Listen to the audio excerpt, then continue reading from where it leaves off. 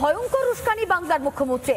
বাংলাদেশ টুকরে টুকরে গ্যাংয়ের সুরে মমতা বন্দ্যোপাধ্যায়ের গলায়, আমাকে আঘাত করলে ভারতবর্ষ হেলিয়ে দেব।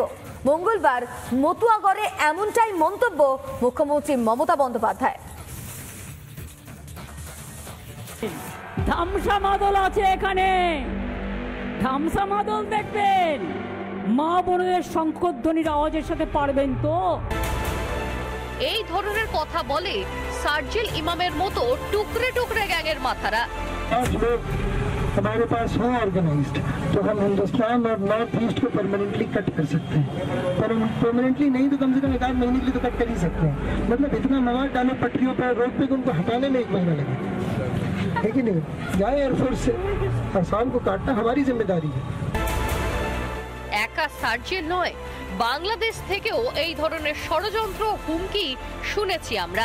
আমরা পশ্চিমবঙ্গের মমতা ব্যানার্জিকে বলবো, আপনি বাংলাকে মোদির রাজত্বের থেকে মুক্ত করে স্বাধীনতা ঘোষণা করুন। আমরা পশ্চিমবঙ্গের মমতা ব্যানার্জিকে বলবো, আপনি বাংলাকে মোদির রাজত্বের থেকে মুক্ত করে স্বাধীনতা ঘোষণা করুন। টুকরে গ্যাংয়ের ভাষায় কথা বললেন বাংলার মুখ্যমন্ত্রী মমতা বন্দ্যোপাধ্যায়। তাই কি মাননীয়ার বাংলাদেশি পুশব্যাকেও বড্ড আপত্তি? দেশে কি আগুন জ্বালাতে চাইছেন মমতা? কি ভাষা? আমরা বিধান রায়কে দেখেছি, অজয় মুখার্জিকে দেখেছি, জ্যোতি বাবুকেও দেখেছি, বুদ্ধ বাবুকেও দেখেছি। একই ভাষা আপনি ভারতকে হিলিয়ে দেবেন, গুন্ডাদের মতো ভাষা। আমি যেমন কল্যাণ মদনকে বলি রেজিস্টার্ড মাতাল, আমাদের মুখ্যমন্ত্রীকে মনে হচ্ছে রেজিস্টার্ড জোকার। ভোট রাজনীতির স্বার্থে পশ্চিমবঙ্গকে বাংলাদেশ বানানোর ষড়যন্ত্র মমতা বন্দ্যোপাধ্যায়ের। বাংলায় কি গৃহযুদ্ধের ডাক? রিপাবলিক বাংলা। 22 নভেম্বর দীঘায় পুলিশের সম্মেলন, আর সেখানে তৃণমূলের নামজপ পুলিশের। দীঘায় পুলিশ আধিকারিকের মুখে 26-এর লড়াইয়ের ডাক। শুভেন্দু অধিকারী সরাসরি আঙ্গুল তুলেছেন রাজ্য পুলিশের একাংশের দিকে। এই দলদাস পুলিশকে ভোটে রাখা যাবে না দাবি জানিয়ে মুখ্য নির্বাচনী আধিকারিককে চিঠি বিরোধী দলনেতার। রাজ্য সরকার কি দিচ্ছে, আমরা কি পাচ্ছি, সেই অভিভাবিকা আন্ডারে ছাতার তলায় আমরা আছি। আমার ইচ্ছা, তার ভাবনা, বৃহত্তর পরিবারকে লড়াইয়ে এগিয়ে নিয়ে যাওয়া। আমরা আগামী দিনে যিনি আমাদেরকে প্রতিনিয়ত দেখেন তাকে দেখতে পারি। আনুষ্ঠানিকভাবে পুলিশের সম্মেলন, অথচ দেখে মনে হচ্ছে যেন তৃণমূলের প্রচার মঞ্চ, যার বিরুদ্ধে প্রতিবাদের গর্জন শুভেন্দু অধিকারীর। একবার শুনুন কিভাবে পুলিশ আধিকারিকেরা মমতা বন্দ্যোপাধ্যায়ের নাম জপ করছেন। তাদের কিছু অংশ কি একটা জায়গায় বসে আন্দোলন করছে, আসল সত্য তথ্য বলছে না। রাজ্য সরকার কি দিচ্ছে, আমরা কি পাচ্ছি, সেই অভিভাবিকা আন্ডারে ছাতার তলায় আমরা আছি। দিন এসছে, আগামী দিন আসছে, আমাদের ঋণ শোধ করার দিন। যিনি আমাদের আশীর্বাদ করছেন তার ঋণ পূরণ করার দিন। সুতরাং আপনারা তৈরি হন। শুনলেন তো, ইনি একজন পুলিশ আধিকারিক, আর তাদের মুখেই রাজনৈতিক বার্তা।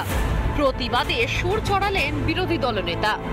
কোনো নির্বাচনে পুলিশ ল অ্যান্ড অর্ডারের দায়িত্ব এবং কেন্দ্রীয় বাহিনীর সঙ্গে সহযোগিতা করে তাদের সম্পূর্ণ নির্বাচন পরিচালনা করার ক্ষেত্রে গুরুত্বপূর্ণ ভূমিকা থাকে।